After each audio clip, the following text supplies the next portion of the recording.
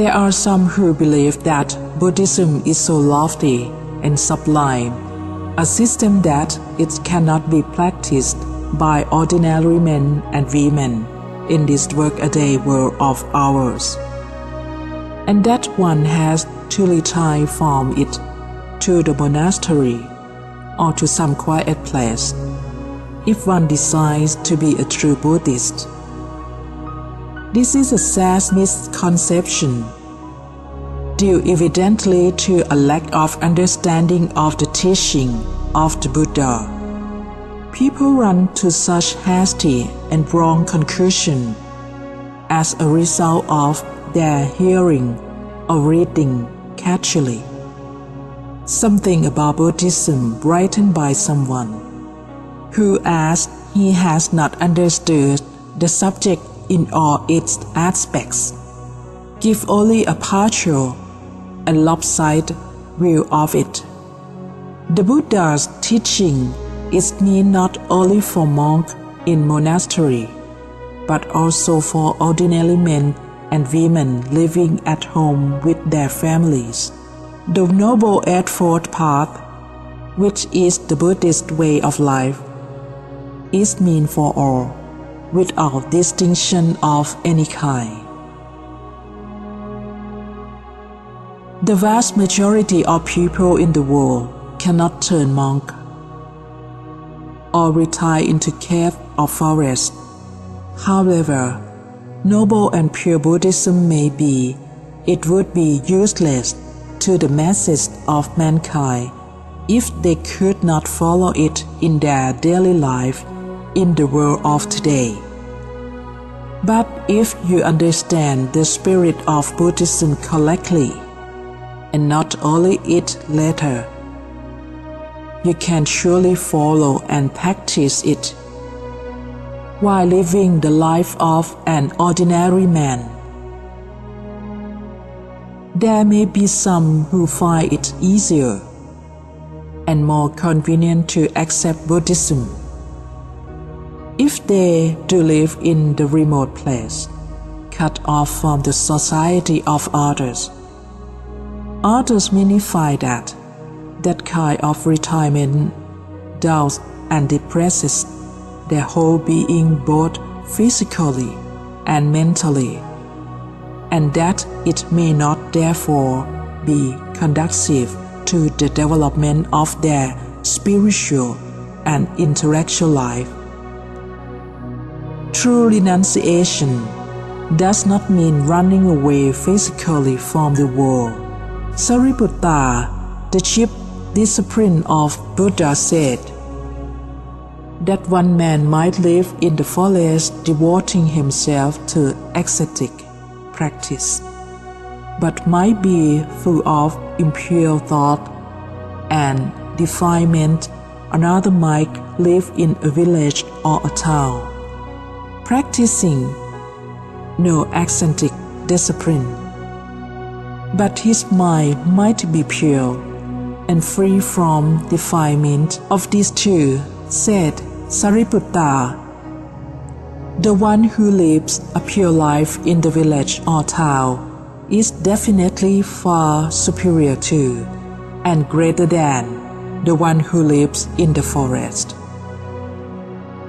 The common belief that to follow the Buddha's teaching one has to retire from life is a misconception. It is clearly an unconscious defense against practicing it. There are numerous references in Buddhist literature to men and women living ordinary, normal family life who successfully practiced what the Buddha taught and realized nirvana. Vajrakata the wanderer, whom we met earlier in the chapter on anatta, once asked the Buddha straightforwardly whether there were laymen and women leading the family life who follow his teaching successfully and attain to high spiritual state.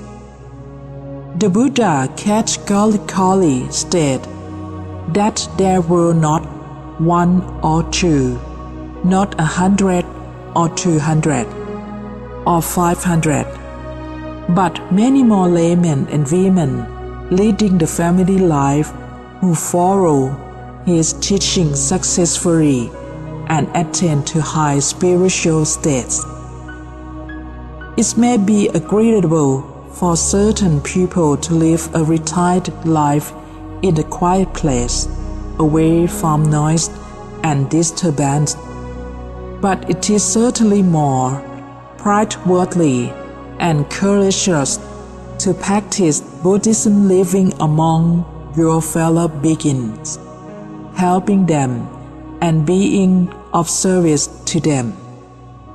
It may perhaps be useful in some cases for a man to live in retirement for a time in order to improve his mind and character as preliminary moral, spiritual and intellectual training, to be strong enough to come out later and help others.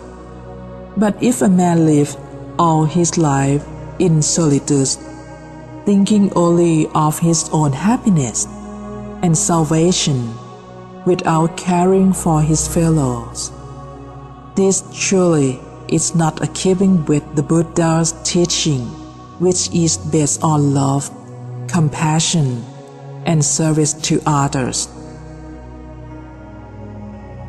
One might now ask, if a man can follow Buddhism while living the life of an ordinary layman, why was the Sangha, the order of monk, established by the Buddha?